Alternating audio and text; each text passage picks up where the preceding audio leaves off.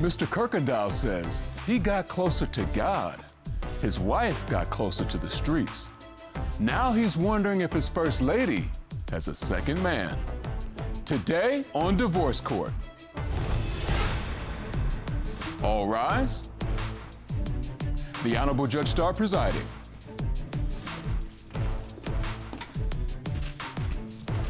Hello, everyone. You may be seated. Your Honor, the case of Kuykendoll v. Kuykendoll. Thank you very much. Mr. Kuykendoll and Mrs. Kuykendoll, it's a pleasure to have you here in Divorce Court, and welcome everyone to Divorce Court. I have a marriage who has been together for 30-some-odd years, more than 3 decades. You all share 2 adult children. You have 4 grandchildren between you. You have built an amazing life, an amazing family, but this couple is facing a serious crossroads. Why are we in court today, Mr. Kuykendoll? Judge Starr, I come here with a heavy heart. Shontina and I got married in 1986, and it appears that the closer I got to the Lord and began to take my walk seriously, she didn't enjoy that same passion, and she began to make a different turn and make different decisions. Furthermore, Judge, I think Shontina has a boo, also known as a side piece. Wow. And if today's lie detector test determines that she does, I have divorce papers right here. After nearly 4 decades of being together, you no longer trust your wife. It has come to that point. Mrs. Yes, Your Kuykendoll, Honor. you hear what your husband say. What do you say, ma'am? Judge, I am here to save my marriage, first of all. Just because Maurice decided to become a pastor, that's fine. I love Jesus too. But he wants me to be in church 24/7. I'm at the age now that I want to live my best life. I need him to compromise. What is wrong with a compromise? There's absolutely nothing wrong with a compromise, especially if this is a marriage of people who love each other and respect each other. I want to see how we got to this point that you all can no longer talk to each other and find your way back to some sort of compromise. I'm going to go to you. Mr. Kuykendoll, take me back to when you first met, but more importantly, that path that led us to this point. I was a musician at a college. We met in college, and me and some of the band members were auditioning singers. And here comes this one amazing woman with an amazing voice. We, the musicians, made a pact. Whoever got her number first, the others would pitch in and buy that winner a pair of brand new Michael Jordans. And so it turns out. That you won. Oh, of course. Of course. Ms. Kuykendoll, did you know you got passed around for a pair of Jordans? Did you know that? I did not know that, Your Honor. Yeah, okay. So you must just have been a bad mamma jamma, okay? Well, you know, she back in was. the day, I was. Now, I think you're No, pretty she cool still right got now. it. Not You to still even got worry it. about that. She still Thank got you. it. So I'm assuming you all started to have your family because you got married at 37, and I know you have children in their 30s. Am I correct? Yes, do. ma'am. We got married actually when I was 19. We had our first son when I was 20, second son at 21. We were moving kind of fast. Right, but you all then built a life and a family over the next 30 years. Yes, did. we did. So I understand that there became a time where you got a calling. So yes, early 2000s, I accepted my call. When we first met, she was the religious one, and I was the musician one. Yeah. Better known as you were in the streets. Correct, Your Honor. He was in the streets with a Z. Okay, the streets. He was Yes. for them streets. Yes, ma'am. Okay. Exactly. So you maintained and held down the household. For years, I was in the house with the kids, and he was in the streets with a Z. And then let me guess, Mr. Kuykendoll, God corrects you in private first, and then he'll correct you in public. Precisely. And you found your own relationship with God. Yes. That's wonderful. That's a blessing to both of you and your family. Yes, How? it is. That's a blessing. So you left the streets, and catch me up. What happened at that point? I began to pastor and minister, and we started church 2005. But at some point, it started to manifest itself that things were changing in your relationship. As we opened the church, the responsibilities grew, and in key points of Sunday service, Shontina would be missing. Well, Shontina now has begun to embrace the kick it life, and that kind of weighs on her Sundays. And so I've been left holding the ministerial bag for a while now. So talk to me a little bit, Ms. Kuykendoll, about what this has done in your relationship. What has the change been for you? The change has been kind of drastic, actually. I do remember I went to a Bruno Mars concert, because I love Bruno Mars. I love him, okay? I love him too, but I love Bruno Mars. Ms. Kuykendoll, can I tell you a secret? Yes, ma'am. I'm going to see Bruno Mars in 10 days. Don't tell me that. Let me tell you something, Judge Starr. I asked my wonderful husband, Maurice L. Kuykendoll I, to go with me. He said, absolutely not. He made it seem like I was being kind of dirty to go see Bruno Mars. He was like, it's not church-like. And I'm like, okay. So I got out the Amex and I bought me a ticket, floor level. I had a good time. So I get home, it was kind of late.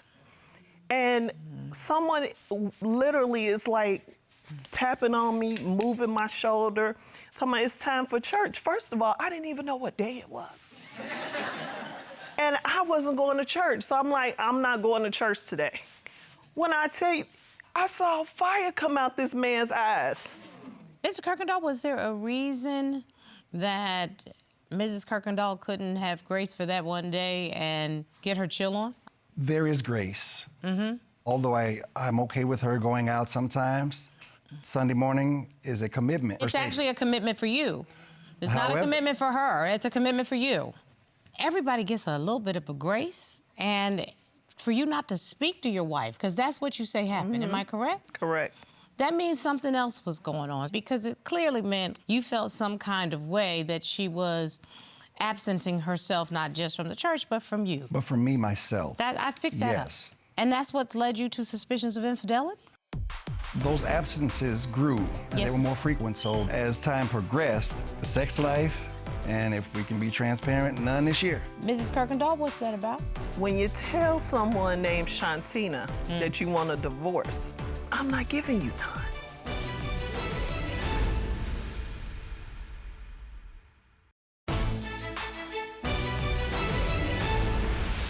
Those absences grew, and they were more frequent. So as time progressed, the sex life, there's just absolutely nothing going on. And if we can be transparent, none this year. Mrs. Kuykendoll, what's that about? He told me he wanted a divorce. So when you tell someone named Shontina that you want a divorce, then I'm not giving you none. And I'm just being honest. He wanted me to have sex, cook, clean, wash his clothes, wash his drawers, have sex. But yet, Tina, we're still gonna get a divorce. Mr. Kuykendoll? Mrs. Kuykendoll said, So before I mentioned that word, there was no intimacy. I remember one time, I said, you know what, Judge Starr, I'm gonna take it upon myself. I went and got my best lineup of music. I'm talking Luther, I'm talking Freddie, I'm talking all the heavy hitters. When a man knows that he wants to set the right mood and set the right atmosphere, I did that. And? Icicles. And I thought, okay, if it ain't me, it's gotta be somebody. So in other words, if the intimacy is not being held in your household, it's being held outside your household. Is that what you suspect? That is my suspicion. Mrs. Kuykendoll, do you remember this particular night when the romance was laid out in front of you? Yes, I do. You remember also that you weren't feeling him at that time? I wasn't in the mood. So why? Before even the words divorce were mentioned. I'm a mental person. Mentally, I had checked out at that point because we were just not on the same page. I will give you an example of how he treats me. Yes, ma'am? Today, when we were in our street clothes and we went into wardrobe and we changed clothes, he commented on my blouse, literally in front of everyone. He was like, do you think that's appropriate for court? Excuse me? You look beautiful. That's what I thought. I am so not gonna lie to you. I'm gonna tell you in my head right now, I was thinking, the shoes that I got on would go with that blouse. I swear to you. You tell me you didn't think the same. I saw the shoes when you walked past. I saw the shoes. That's exactly what I thought. That's exactly what I thought. Well, unfortunately, he hurt my feelings. I was actually tearing up. I'm getting ready to tear up now, Jesus. I was tearing up back there because that's what he does. Like, he tries to belittle me and make me feel like I'm a streetwalker or something. Like, I am a professional woman that's educated. I have my master's degree. I work hard. I raised his kids, helped raising his grandsons. It's like, come on. Like, can you please give me just a little grace? Just a little. I called upon you and your team to administer a polygraph examination. We asked Mrs. Kuykendoll, have you had sexual contact with anyone? Anyone. Besides your husband during your marriage? What was Mrs. Kuykendoll's answer? Mrs. Kuykendoll answered no. Correct. And what did the test results indicate? Polygraph examination results indicated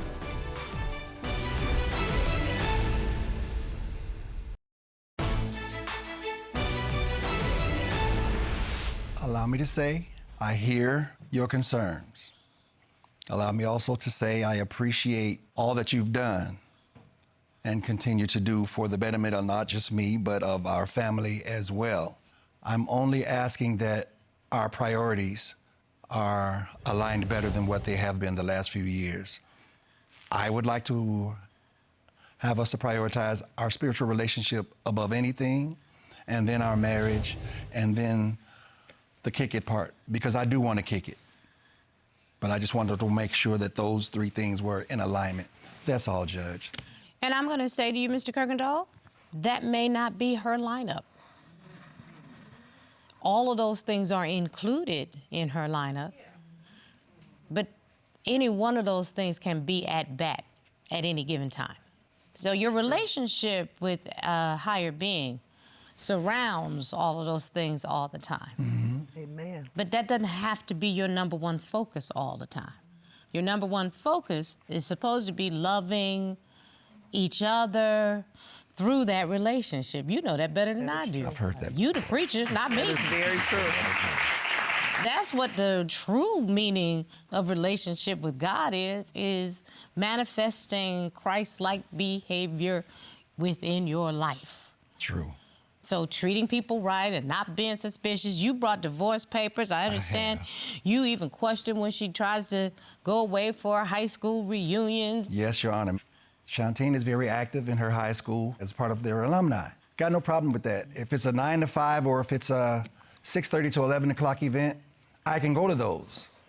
But if they take an overnight cruise to the Bahamas with no cell phone service and no way to contact your husband, and the first call that I received from her doing that was, hey, come pick me up at the airport. It just seems fishy, Judge Starr. I'm going to turn to Mrs. Kuykendoll because it's a legitimate question. Why can't your husband accompany you on those overnight trips and vacations?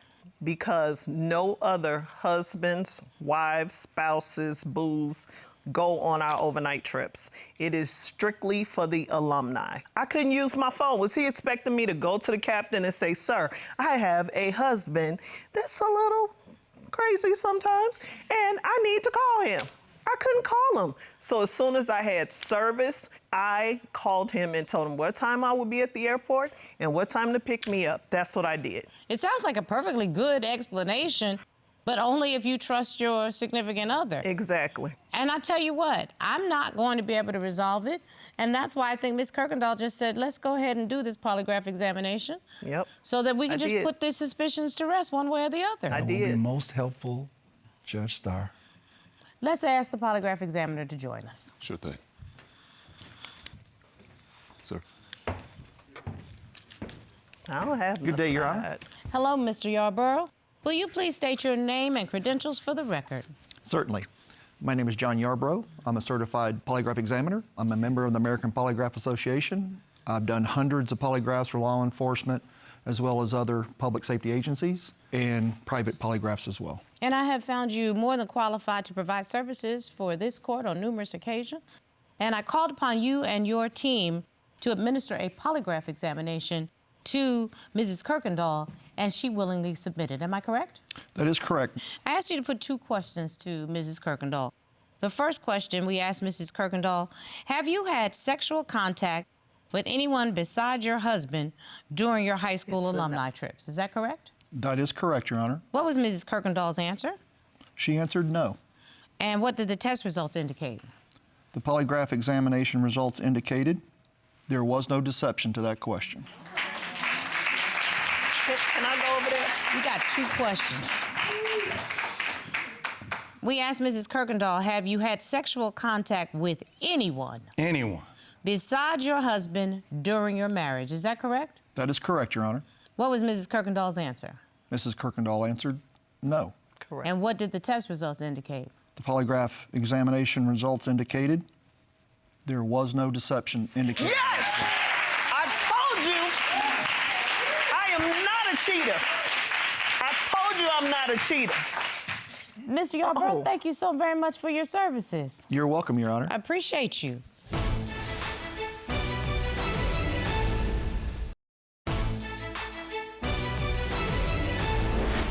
Mrs. Kuykendoll, Yes, ma'am. I don't think there's anybody in this jury, certainly not the judge, that thought you were not going to pass that polygraph examination. Hello. And we have not known you nearly as long as your husband has for nearly 4 decades. Yes. See, sometimes you can just tell a folk's character. But also, you can also tell when some people are being overly controlling.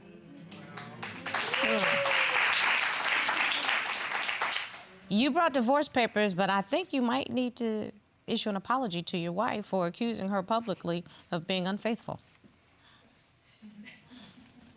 The floor is yours. listening. I can't hear you. Tina, I'm sorry. I can do better. I will do better. There's absolutely nothing wrong with you ready to live. Nothing whatsoever. I agree with you 100%. Thank you. I want you to live, Thank you. live in grace, live in gratitude. Every day is a wonderful day to discover something new. Mr. Kuykendoll, she wants to discover it with you. I do. She's been telling you that. And at some point, you're going to have to listen. Talk less, listen more. Give her the same grace that she's given you over these 4 decades. That's true. You're going to have to do that. You have divorce papers. What would you like me to do with those papers? If it would please the court to show me where the shredder is. Thank you very much. Will you I'll be happy please to do that. retrieve the divorce papers for me? Sure thing. Won't you come?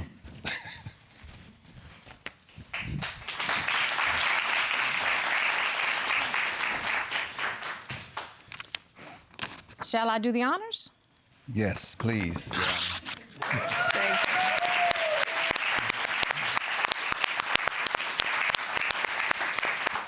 I'm gonna give you one little small piece of advice. My best advice would be to download some Bruno Mars. Hello. Hello. Hello. Take your wife outside in one of those beautifully detailed cars, go to a parking lot, put the music on, and dance till you drop with the woman that you love. Do something for her. Because in the words of one of my favorite little YouTube memes, you're about to lose your wife if you don't start acting like her husband. And a man who findeth a wife findeth a good thing. And That's my verdict. Maurice, I told you I'm not a cheater. I told, like, that really hurt me. But the Do you signs know, were there. But do you know what that made me feel like to have to take a polygraph exam? I can't deny what I was feeling. Those are my feelings. And I was in my own head. I'm glad you are not, but I just believe we got some decisions to make if we're gonna stay together, and we will stay together, so. Okay.